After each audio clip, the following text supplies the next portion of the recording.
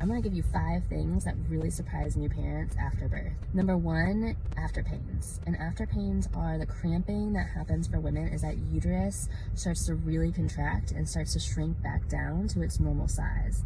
Now during pregnancy, your uterus expanded and got bigger so that it could help to protect and grow your baby. And after birth, it's going to be shrinking back down to its normal size. And that process is going to cause some cramping. So you might experience some of that and need some pain interventions to help. You also should expect to have what's called lochia or postpartum bleeding. It's like a heavy period. You're going to see that typically for about 4 to 6 weeks in most women. It can be shorter or longer depending on a number of factors. And then some women are surprised about how much swelling they have after birth. So depending on your birth process and how that went, and then whether or not you got IV fluids, how your pregnancy was, if you had swelling during pregnancy, or if you had any medical conditions like preeclampsia where you'd be more subject to swelling, you can definitely see some swelling after birth, and that'll go down over time as well. And then number 4, you may be surprised by the learning that's going on as you and baby are trying to figure out each other's rhythms and cues and baby's needs as you figure out the breastfeeding rhythm.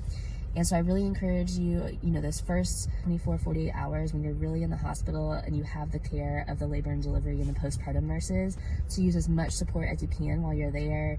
Lactation consultants that are in the hospital can give you some insight on helping you with your latch, all of those things, because it really is such a learning curve. And you just want to give yourself as much grace as you can and patience as you are figuring out this brand new thing.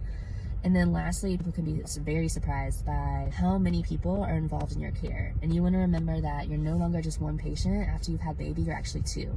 And so you're a dyad, so you both will have different providers, different folks who are coming in to care for both of you. Baby's going to have some testing that needs to be done after birth to make sure that, just standard testing just to make sure they're good and healthy. And you're going to have some medical care that's necessary. So even just folks that we don't think about, dietary need, all the folks that keep the hospital clean, all of those different people that are involved in the hospital care, your care, they're going to be in and out. And those 5 things can really take people by surprise after they have their baby.